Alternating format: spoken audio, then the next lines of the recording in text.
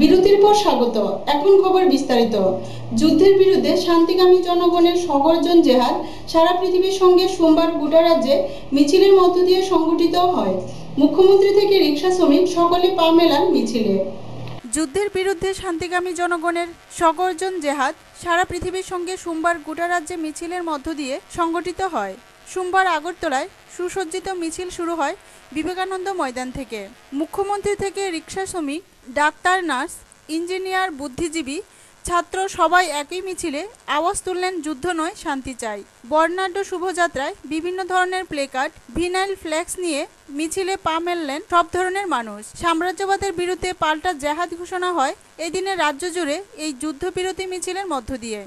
যুদ্ধবিরোধ মহামিছিল হলো সোনামুড়ায়। সারা দেশের সাথে সোনামুড়ায় যুদ্ধবিরোধী মিছিল করেন সোনামুড়া সিপিআইএম। সোনামুড়া রবীন্দ্র চৌমুহনী থেকে শহরের বিভিন্ন পথ পরিক্রমা করে বিভিন্ন যুদ্ধবিরোধী প্লেকার্ড ও স্লোগান দিয়ে মিছিল শেষ হয় রবীন্দ্র চৌমুহনীতে। পরে রবীন্দ্র চৌমুহনীতে হয় পথসভা। বক্তব্য রাখেন দলের সম্পাদক মণ্ডলীর সদস্য রাধাবল্লভ দেবনাথ। এছাড়া বক্তব্য রাখেন সম্পাদক মণ্ডলীর সদস্য গৌরাঙ্গ ঠাকুরতা।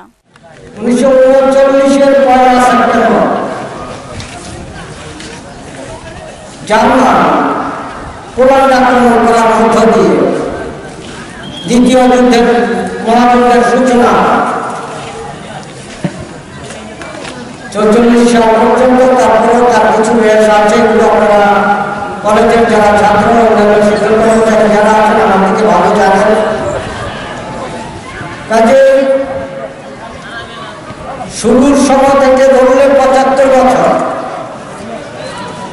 শেষের সময় থেকে ধরলে 70 বছর, দ্বিতীয় মহাযুদ্ধ সংঘটিত হওয়ার পরেও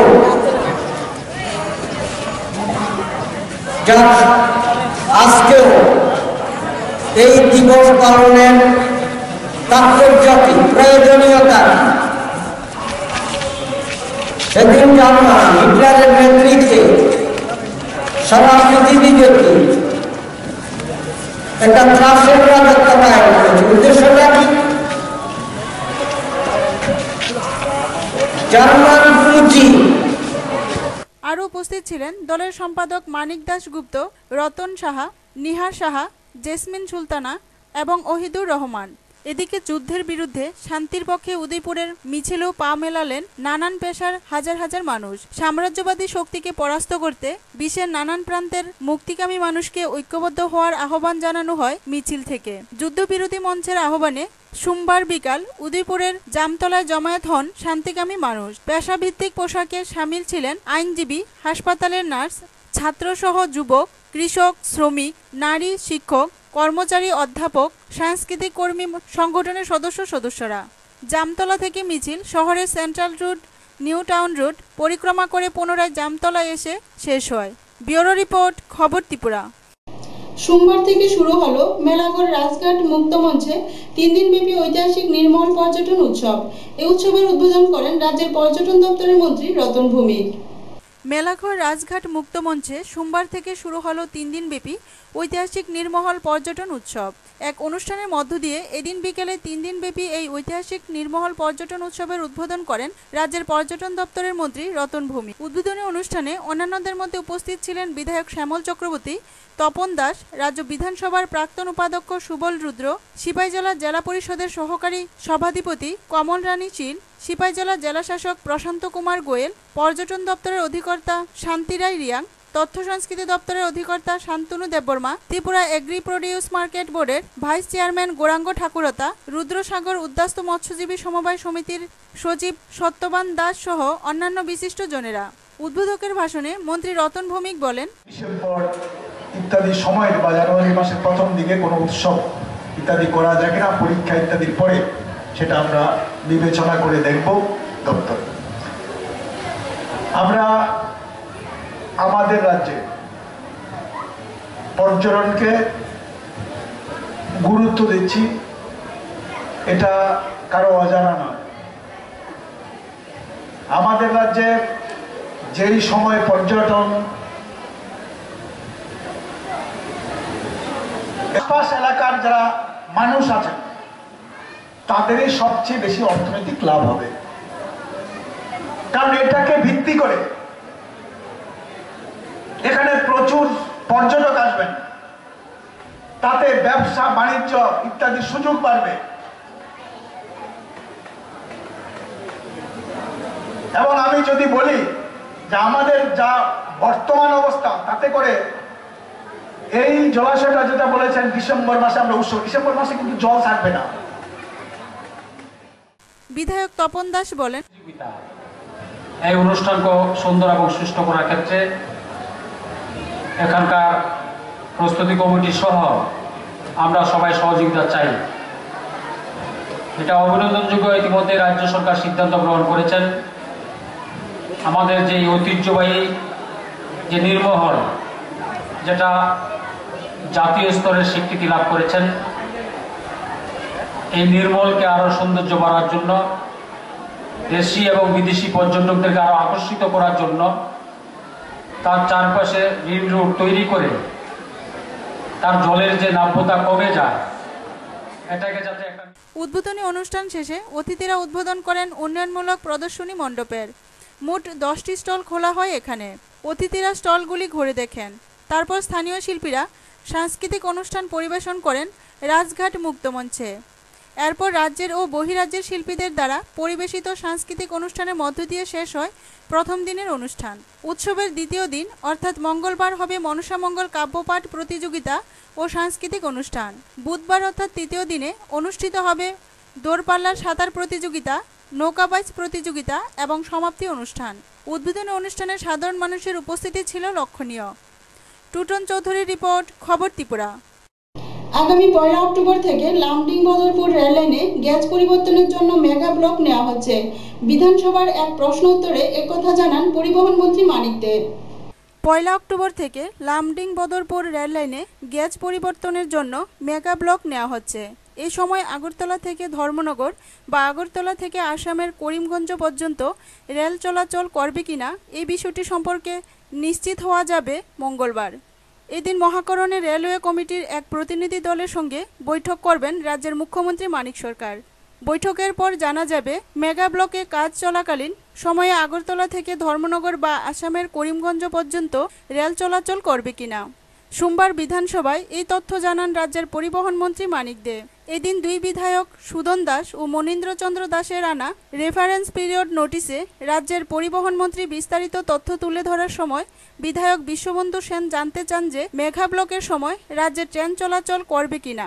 তখন পরিবহন মন্ত্রী একথা জানান। তিনি আরও জানান,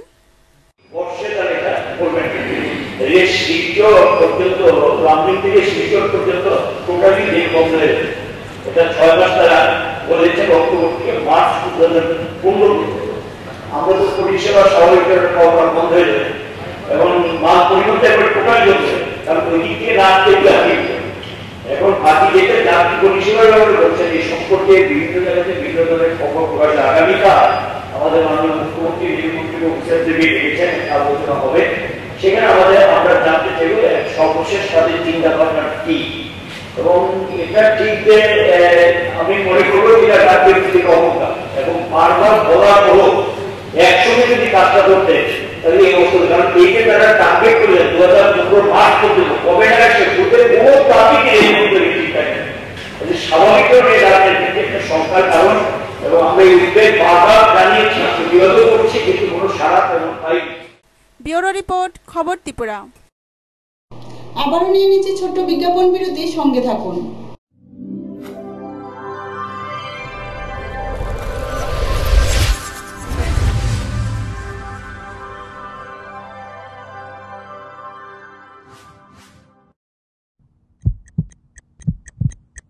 হার্ট ও সেরিব্রাল অ্যাটাকে দেরিতে চিকিৎসা প্রাণঘাতী। মনে রাখবেন, আন্তর্জাতিক মাপকাঠিতে চিকিৎসার গোল্ডেন আওয়ার প্রথম 2 ঘন্টা। তাই দেরি না করে চলে আসুন ঘরের পাশে আইএলএস হসপিটালে। 24 ঘন্টায় থাকছেন বিশেষজ্ঞ চিকিৎসকের দল। আছে অত্যাধুনিক ভেন্টিলেটর ও 24টি আইসিইউ বেড। আইএলএস হসপিটাল, সময় বাঁচান, জীবন বাঁচান। এবার চলার পথে উত্তর ত্রিপুরার 2টি মহকুমার 6টি রিয়াং শরণার্থীদের রয়েছে নানা সমস্যা নিয়ে প্রশাসনের বিরুদ্ধে ক্ষোভ রয়েছে শিবিরবাসীদের। রিয়াং শরণার্থী শিবিরে চলছে নানাহ প্রতিবন্ধকতা। বিশেষ করে সমস্যা চলছে পানীয় জল, শিক্ষা ও স্বাস্থ্য নিয়ে। অভিযোগও উঠছিল বারবার। সমস্যা নিরসনে সামান্য উদ্যোগ দেখালেও একটি নির্দিষ্ট সময় পরে তা আবার অধরা হয়ে পড়ে। রাজ্যের উত্তর ত্রিপুরার কাঞ্চনপুর ও পানিসাগর মহকুমায় 6টি রিয়াং শরণার্থী শিবির রয়েছে প্রায় 17 বছর ধরে। বর্তমান 6টি শিবিরে প্রায় 35,000 লোক সংখ্যা রয়েছে। বিভিন্ন সময়ে রাজ্য ও মিজোরাম সরকারের মধ্যে আলোচনাও হয়েছিল এদের ফিরে নেওয়ার জন্য। যাক, বর্তমানে দুটি মহকুমায় আধিকারিকদের বিরুদ্ধে নানা অভিযোগ উঠেছে যে তাদের সঠিক সময়ে বিভিন্ন ব্যাপারে খোঁজখবর নিতে গড়িমসি হচ্ছে। প্রথমত, পানীয় জলের সমস্যা রয়েছে প্রাথমিক স্বাস্থ্যকেন্দ্রের পরিষেবা নিয়েও সমস্যা। বিশেষ করে বাচ্চাদের অঙ্গনওয়াড়ি কেন্দ্রে লেখাপড়ার ব্যাঘাত ঘটছে। রয়েছে প্রয়োজনীয় পাঠ্যপুস্তক থেকে বিভিন্ন পুষ্টিকর আহারের সমস্যা। যদিও লেখাপড়ার বিষয়টি সম্পূর্ণ মিজোরাম সরকারের। শিবিরবাসীর পক্ষে আরও অভিযোগ জানানো হয়েছে। ব্যুরো রিপোর্ট, খবর ত্রিপুরা। শহীদ তপন চক্রবর্তীর শহীদান দিবসকে সামনে রেখে রবিবার কমলপুরের বাগান বাজারে এক শহীদ সমাবেশ অনুষ্ঠিত হয়। উপস্থিত ছিলেন মুখ্যমন্ত্রী মানিক সরকার সহ অন্যান্যরা। সেই দিন 2000 সালের 31 আগস্ট কল্যাণপুরের শান্তিনগর গ্রাম থেকে শান্তিসভা সেরে বাড়ি ফেরার পথে শান্তিনগর খেয়াঘাটে নৌকা থেকে নামতেই ইউবিএলএফটি নামধারী ঘাতক বাহিনী বুলেটের আঘাতে ঘটনাস্থলে শহীদ হন তৎকালীন ডিওয়াইএফআইয়ের রাজ্য কমিটির সহসভাপতি তথা জাতি উপজাতির মৈত্রী সেতু সবার প্রিয় তপন চক্রবর্তী। এরপর থেকে কল্যাণপুরের বাগান বাজারে শহীদকে স্মরণ করে রাখতে প্রতি বছর 31 আগস্ট শহীদ সমাবেশ হয়। রবিবার বিকেলে সমাবেশ শুরুর আগেই কল্যাণপুর, ঘিলাতলি, বাগানবাজার, চা বাগান, মোহনছড়া সহ বিভিন্ন জায়গা থেকে এমনকি কল্যাণপুর এলাকার উপজাতি জনপদ থেকেও ঢল নামে মিছিলে। একসময় খোয়াই তেলিয়ামুড়া সড়ক অবরোধ হয়ে যায়, যেন লালের ঢেউ আছড়ে পড়ল বাগানবাজারে। এরপর সমাবেশস্থলে শহীদদের প্রতিকৃতিতে মাল্যদান এবং ফুল দিয়ে শ্রদ্ধা জানান গণ আন্দোলনের নেতারা। সমাবেশে ভাষণ রাখেন মুখ্যমন্ত্রী মানিক সরকার, ডিওয়াইএফআই সর্বভারতীয় সম্পাদক অভয় মুখার্জি, মুখ্য সচেতক সমীর দেব সরকার, সিপিআইএম তেলিয়ামুড়া বিভাগীয় সম্পাদক সুধীর সরকার, ডিওয়াইএফআই রাজ্য সম্পাদক অমল চক্রবর্তী সহ অনেকে।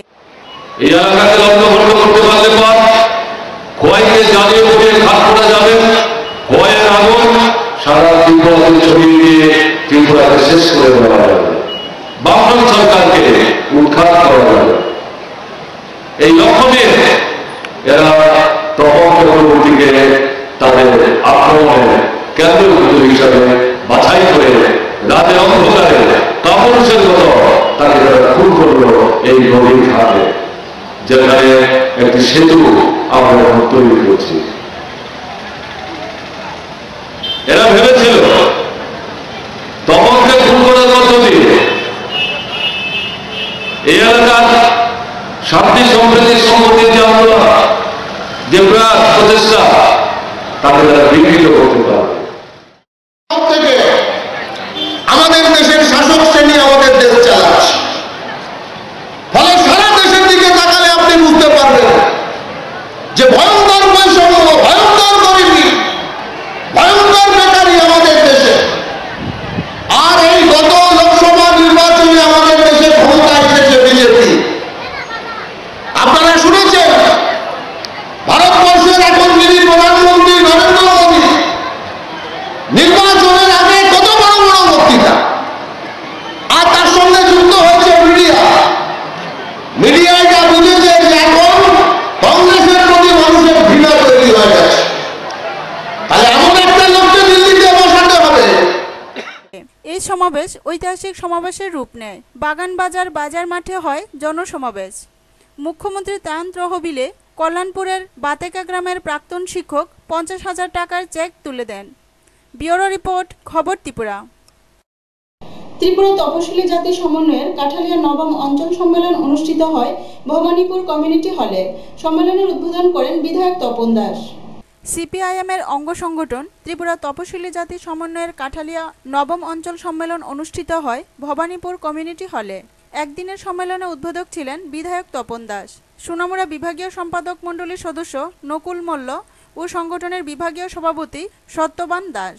এদিন ভাদ্রে তাতানু রৌদ্রকে উপেক্ষা করে অঞ্চলের দূর দূরান্তের বিভিন্ন শাখা ইউনিট থেকে নারী পুরুষ মিলে 108 জন প্রতিনিধি অংশগ্রহণ করে সম্মেলনে। বেলা 11টায় কমিউনিটি হল প্রাঙ্গণে প্রতিনিধিদের উপস্থিতিতে সংগঠনের রক্ত পতাকা উত্তোলন ও শহীদ বীর কমরেডদের স্মৃতির প্রতি শ্রদ্ধা জানিয়ে মাল্যদান ও পুষ্পার্ঘ্য অর্পণ করেন সংগঠনের নেতৃত্বরা। সম্পাদকীয় প্রতিবেদনের উপর 7 জন প্রতিনিধি সংগঠনের ত্রুটি দুর্বলতা কাটিয়ে নেতৃত্বকে আরও সক্রিয় ভূমিকা নিয়ে কাজ করার দাবি জানিয়ে সম্মেলনে বক্তব্য রাখেন। মানুষকে সংগঠিত করতে না পারে, এই নীতির বিরুদ্ধে যদি মানুষকে ঐক্যবদ্ধ করতে না পারে, তাদের এই যে অর্থনৈতিক নীতিগুলো গ্রহণ করছেন, এই নীতির বিরুদ্ধে যদি মানুষকে রাস্তা না নামানো যায়, তাহলে এই দেশের গরিব মানুষের সেখানে আবার ভিক্ষা জমি নিয়ে হাতে ঘোরা ছাড়া বিকল্প রাস্তা থাকবে না। আজকে এই সরকারটা সেই জায়গায় নিয়ে যাচ্ছে। তার কর্মসূচিতে এইরকম চুলেদান এখন বলতে পারেন যে আমরা তো একটা নির্দিষ্ট ধর্মীয় অংশের মানুষ, আমরা বলছি আমাদের বিভাগীয় নেতৃত্ব আছেন বলবেন হিসাব করে এখন আমাদের দেশ যে প্রশাসন চালায়, এই প্রশাসনের মধ্যে মাত্র তফসিলি অংশের মানুষের প্রশাসক কতজন আছে? আমরা অফিসার থেকে যদি শুরু করি, এখন সারা দেশে 5% বেশি নেই। 100 জন অফিসারের মধ্যে মাত্র 5% অফিসার আছেন যারা তফসিলি অংশের অফিসার।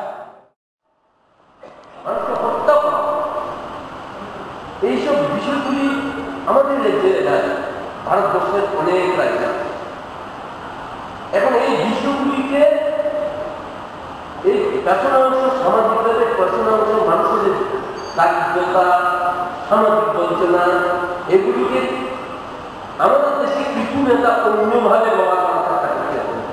তাদের সমস্যার সমাধান সামাজিকভাবে উন্নত করার জন্য যেভাবে তাদের সংগঠিত দরকার, আন্দোলন করা দরকার, এভাবে না করে রাজনৈতিক সরকার দক্ষিণ অংশের মানুষ, দক্ষিণ ছাত্রছাত্রীদের শিক্ষা দাবি, দক্ষিণ অংশের মানুষ যারা উন্নত গ্রামাঞ্চলে বসবাস করে তাদের বিভিন্ন অর্থনৈতিক দাবি এবং সার্বিক গরিব মানুষের উপর ক্রমাগত আস্থা করে এবার কেন্দ্রীয় সরকারের দ্বারাই হোক, রাজ্য সরকারের দ্বারাই হোক, এই দাবিগুলো দ্রুত করে সারা ত্রিপুরা রাজ্যের মধ্যে এই সংগঠনটা কিন্তু শুরু করেছিল এবং ব্যাপক সারা এই দক্ষিণ অংশের মানুষ, মধ্যদ্বীপীয় অংশের মানুষ, অন্যান্য গরিব অংশের মানুষ এই সংগঠনের পতাকা তুলে আস্থা থেকে সেখানে জড়ো হতে শুরু করেছিল। এবং আমরা লক্ষ্য করেছি 1984 সালে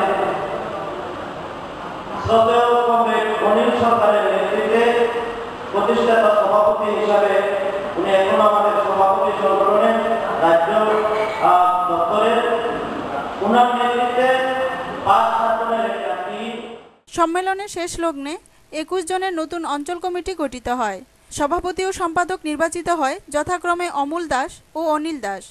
কাঠালিয়া থেকে নারায়ণবদ্দের রিপোর্ট, খবর ত্রিপুরা। দুদিনব্যাপী ত্রিপুরা তপশিলি জাতি সমন্বয় সমিতির 9ম ধর্মনগর বিভাগীয় সম্মেলন অনুষ্ঠিত হল। উপস্থিত ছিলেন রাজ্যসভার সাংসদ ঝর্ণা দাস সহ অন্যান্য বিশিষ্ট জনেরা। উগ্র সাম্প্রদায়িকতার বিরুদ্ধে চাই শোষিত, দলিত, শ্রমজীবী মানুষের ঐক্য। এই স্লোগানকে কেন্দ্র করে ত্রিপুরা তপশিলি জাতি সমন্বয় সমিতির 9ম ধর্মনগর বিভাগীয় সম্মেলন অনুষ্ঠিত হল। দুদিনব্যাপী এই সম্মেলন ধর্মনগর কৃষ্ণপুর বিদ্যালয়ে অনুষ্ঠিত হয়। সম্মেলনের প্রকাশ্য সমাবেশে উপস্থিত ছিলেন রাজ্যসভার সাংসদ ঝর্ণা দাস, ত্রিপুরা তপশিলি জাতি সমন্বয়ের রাজ্য কমিটির সম্পাদক সুদন দাস, জেলা বামফ্রন্ট সম্পাদক অমিতাভ দত্ত, উত্তর ত্রিপুরা জেলা পরিষদের সভাপতি প্রতিমা দাস প্রমুখ।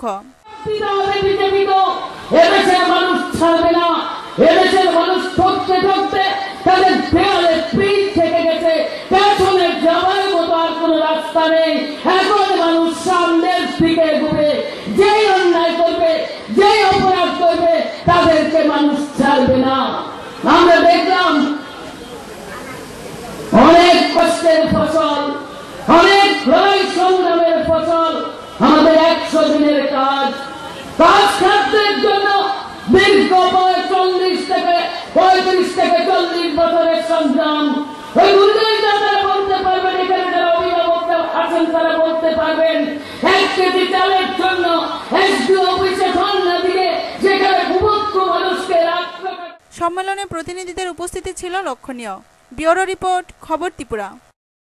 বিশ্বযুদ্ধ বিরোধী দিবস এবং টিএমএসইউ 10ম রাজ্য সম্মেলনকে সামনে রেখে সোমবার কমলপুর বাস টার্মিনাস প্রাঙ্গণে অনুষ্ঠিত হয় এক স্বেচ্ছায় রক্তদান শিবির।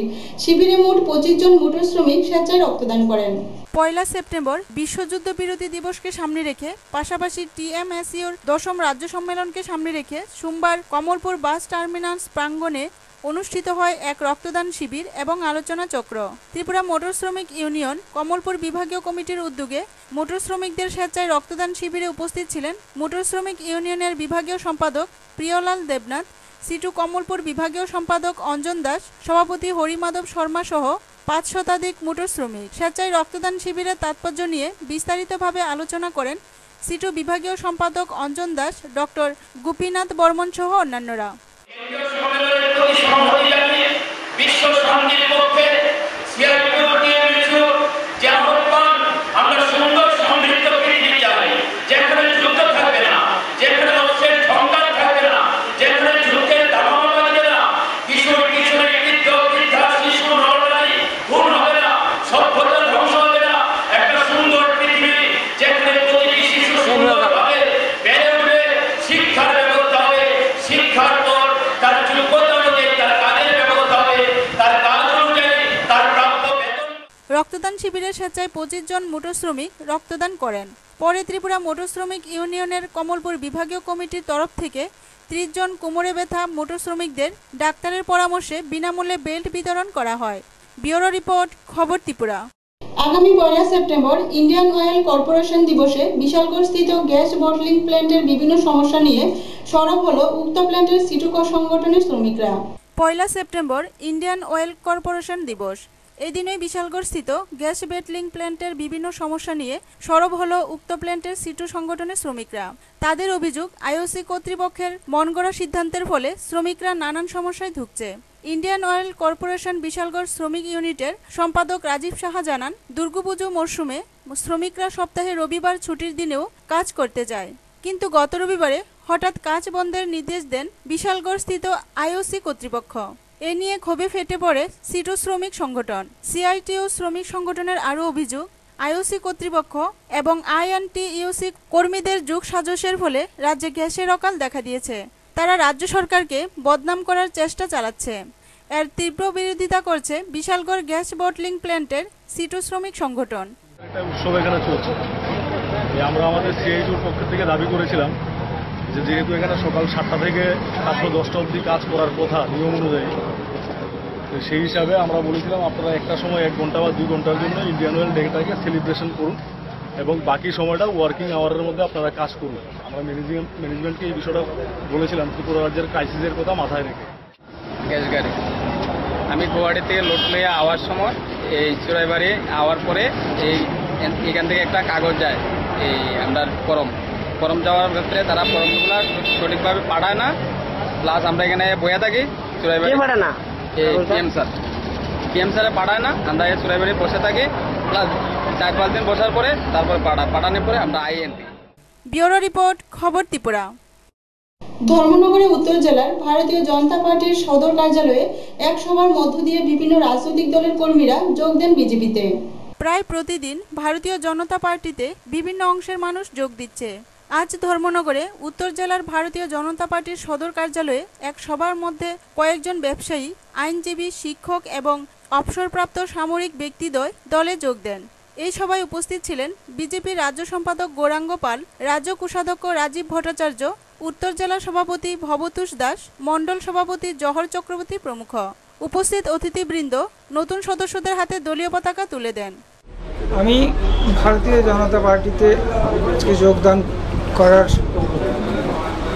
প্রধান উদ্দেশ্য হচ্ছে, আমার বিচারে আমি দেখেছি ভারতবর্ষের যদি যথার্থ মঙ্গল, যথার্থ উন্নতি এবং ভারতবর্ষকে যথার্থভাবে এগিয়ে নিয়ে যেতে পারে, একমাত্র বিজেপি চালু করেছেন ভারতবর্ষের প্রধানমন্ত্রী নরেন্দ্র মোদীজি। তাতে দেখা যায় দরিদ্র জনসাধারণের জন্য বাস্তবভাবে কিছু করার একটা চেতনা বা চিন্তা তার মধ্যে আছে এবং তিনি সেটা সফলভাবে করার উদ্যোগ নিয়েছেন। ব্যুরো রিপোর্ট, খবর ত্রিপুরা। গরুর গাড়ি এবং অটো চালকদের সংঘর্ষে আহত হয়ে একজন। আহত অটো চালকের চিকিৎসা চলছে জিবি হাসপাতালে। ঘটনা চরিলাম বাজারে। গরু ব্যবসায়ী এবং অটো চালকের সংঘর্ষের ফলে গুরুতর জখম হয়ে আশঙ্কাজনক অবস্থায় জীবিতে চিকিৎসাধীন রয়েছে ইন্দ্রজিৎ দেবনাথ নামে এক অটো চালক। ঘটনাটি ঘটে সোমবার দুপুর 12টা নাগাদ চরিলাম বাজারে। ঘটনার বিবরণে জানা যায়, প্রতি সোমবার চরিলাম বাজারে গরুর হাট বসে। প্রত্যেক দিন সকাল থেকেই সন্ধ্যা পর্যন্ত গরু ও গরুর গাড়ির যন্ত্রণায় অতিষ্ঠ বাজারে লোকজন সহ পথ চলতি মানুষ। এদিন ইন্দ্রজিৎ দেবনাথ তার যাত্রীবাহী অটো নিয়ে চরিলাম থেকে দক্ষিণ চরিলামের দিকে যাওয়ার অবস্থায় রাস্তায় দাঁড়িয়ে থাকা এক গরু ভর্তি গাড়ির সঙ্গে সামান্য আঁচড় লাগে। এতে যাত্রীবাহী অটোটিরও সামান্য আঁচড় লাগে। উল্টো গরুর গাড়ির চালক সাদ্দাম মিয়া তেড়ে এসে অটো চালক ইন্দ্রজিৎ দেবনাথকে ইট দিয়ে বেধড়ম আঘাত করে। এতে ঘটনাস্থলে মারাত্মকভাবে আহত হয়ে মাটিতে লুটিয়ে পড়ে সে। সঙ্গে সঙ্গে তাকে মহকুমা হাসপাতালে নিয়ে গেলে তৎক্ষণাৎ তাকে জিবি হাসপাতালে স্থানান্তরিত করা হয়। এদিকে বাজারের অটো চালকদের সঙ্গে ঝামেলায় জড়িয়ে পড়ে গরু ব্যবসায়ীরা। শুরু হয় হাতাহাতি। এর মধ্যে অটো চালকরা রাস্তা অবরোধ করে বসে। ঘটনার খবর পেয়ে ছুটে আসে বিশালগড় থানার ওসি এল কে বৈদ্য সহ বিশাল পুলিশ বাহিনী। একটা গরুর লগে একটু লাগছে বলে হেতে ডাক দিয়ে বাইক গোড়া সরা পয়সা গোড়া সরা তাই কইলো করে পর পরে সেই ড্রাইভার বলে সিদ্ধ করছে। এরপরে এক ড্রাইভারের দর্শক করে টাইনা নামাইলেছে, আরেক ড্রাইভারের কাছে ছুটাইতো। এই ড্রাইভার যে ছুটাইতে গেছে এমনি হেরো ধরে মারা পড়ছে, ইট দিয়ে আমি ফেলেছে ফেলেছে। সে এখন কি অবস্থা আছে? হয়তো বিশালগড় হসপিটালে ভর্তি। আপনি এখন কি করছেন এখানে? আমরা একটা সুষ্ঠু বিচার চাই। আমরা বাজার কমিটি বড় বাজার কমিটি করেছে 10 মিনিট অপেক্ষা করতাম। 10 মিনিট অপেক্ষা করছে, 10 মিনিট আছে পর্যন্ত 1.5 ঘন্টা চলে। পুলিশের সামনে থেকে আসামি তুলে লিয়ে থাকা। কে নিছে? সেলিম মিয়া। উনি কে? উনি কে? সাধারণ নাগরিক একজন। সোমবারে একটা গরু বাজার হয়, প্রত্যেক সোমবারে কিন্তু আমরা সিন্ডিকেটের তরফ থেকে গরু বাজারে যখন গাড়ির জাম থাকে আমরা কিন্তু সিন্ডিকেটের দায়িত্ব নিয়ে সেটা আমরা রাস্তাটা পরিষ্কার রাখি। আজকে কি হয়েছে, প্রথমে একটা অটো আইছে, এটা হলো ট্রাক অটো মাল নিয়ে আইতেছে, রাস্তা খুব ক্লোজ হয়ে আছে। এমন সময় একটু গরুটা বোধহয় গরুর গায়ে বোধহয় একটু লাগতে হয়তো গাড়িটা লাগতে পারে বা লাগছে। একজন গরু ব্যাপারে এসেরা হঠাৎ করে তারে পেছন থেকে গাড়ি থেকে টাইন নাই না সেরা এর মারটা শুরু হচ্ছে। এমন সময় পেছনে আরেকটা অটো আইতেছে, কইতেছে ভাই তুই তারে মারস করে, ভাই মারস করে কইতে দেরি তারে ইট দিয়া ফিটটা সেরা। বর্তমানে সে বিশালগড় মহকুমা হাসপাতালে আছে। এই নিয়ে সেরা যখন আমরা তার মালিকটারে জিজ্ঞেস করতাম গেছি, মালিকরা পরিষ্কার কইতেছে যে গরু বাজারের ফিটা তো সৌর বাচ্চারা খাইছিস না, তো এইবার দেখবি সৌর বাচ্চারা কি অবস্থা হয়েছে। সেরা তারা সবাই যা আছে মানে তারা আক্রমণ করতে এই বছর সোজা আমরা সিন্ডিকেটের কিছু খোলা। তো আপনি এখন